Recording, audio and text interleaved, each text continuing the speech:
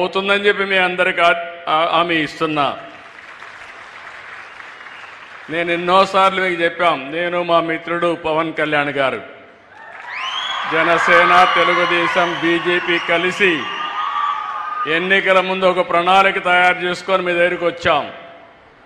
రాష్ట్రం మొత్తం చెత్త చెత్త అయిపోయింది. రాష్ట్రాన్ని విధ్వంసం చేశారు. కుక్కలు చింపిన విస్తరి చేశారు. అతలాకుతలం చేశారు. ఎవరికి కూడా ఆనందం లేకుండా చేశారు. మాట్లాడితే కొట్టడం, పోలీస్ కేసులు పెట్టడం, చాలా అరాచకాన్ని సృష్టించారు. మళ్ళీ మేము వస్తాం, రాష్ట్రాన్ని పునర్నిర్మాణం చేసి మీ జీవితాల్లో వెలుగు తీసుకొస్తామని ఆ రోజే చెప్పామని మీ అందరికీ విజ్ఞప్తి చేస్తున్నా.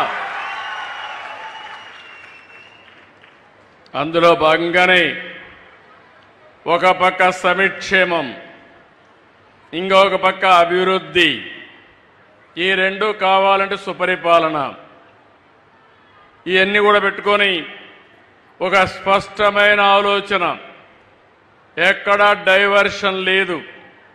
నేను ఒకటే చెప్పాను, స్వర్ణాంధ్రప్రదేశ్ ఒక విజన్ తయారు చేశాను. 2047కి మీ అందరికీ ఆదాయం పెరగాలి, ఆరోగ్యంగా ఉండాలి, మీరందరూ ఆనందంగా ఉండాలి, మీ ముఖాల్లో ఆనందం చూడాలని నాకు ఏకైక కోరిక. ఇది సాధించి తీరతామని మరొకసారి మీ అందరికీ విజ్ఞప్తి చేస్తున్నా. అయితే ఇక్కడికి వచ్చినప్పుడు నేను మన గ్రామాలన్నీ కూడా పరిశుభ్రంగా ఉండాలి, మన ఆలోచనలు కూడా పరిశుభ్రంగా ఉండాలి, స్వచ్ఛంగా ఉండాలి. నాకెప్పుడు ఈస్ట్ గోదావరి జిల్లాకు వస్తే, పాత ఈస్ట్ గోదావరి జిల్లా, అందరికంటే మంచి మనసున్న వ్యక్తులు ఈ జిల్లాలో ఉన్నారని చెప్పి కూడా నేను మీకు తెలియజేస్తున్నా. ఇప్పుడే చిన్నరాజప్ప గారి ఉపన్యాసం విన్నారు, గట్టిగా కూడా మాట్లాడు అంటే మాటల్లో కూడా సౌమ్యం గడపడే జిల్లా, ఏకైక జిల్లా ఈ ఈస్ట్ గోదావరి జిల్లా అని చెప్పి మరొకసారి తెలియజేస్తున్నా. మంచి మనసు ఉండేవాళ్ళు. అలాంటి ఈ జిల్లాలో కూడా రౌడీజం జరిగింది. అవన్నీ గడచిన చరిత్ర. అయితే ఈరోజు నేను ఆలోచించింది, ముందు ఇక్కడి నుంచి ప్రారంభమై చెత్తని ఏ విధంగా సంపద చేయొచ్చునో ఆలోచిస్తున్నాం. అనేక మార్గాలు ఉన్నాయి.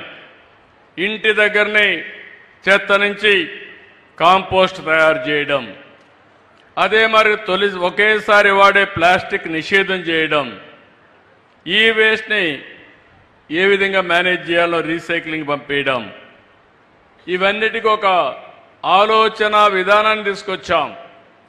ఈరోజే నేను వెళ్ళాను, ఇక్కడ ఒక వెహికల్ కూడా పంపిస్తున్నాం. ఆ వెహికల్లో మీ ఇంట్లో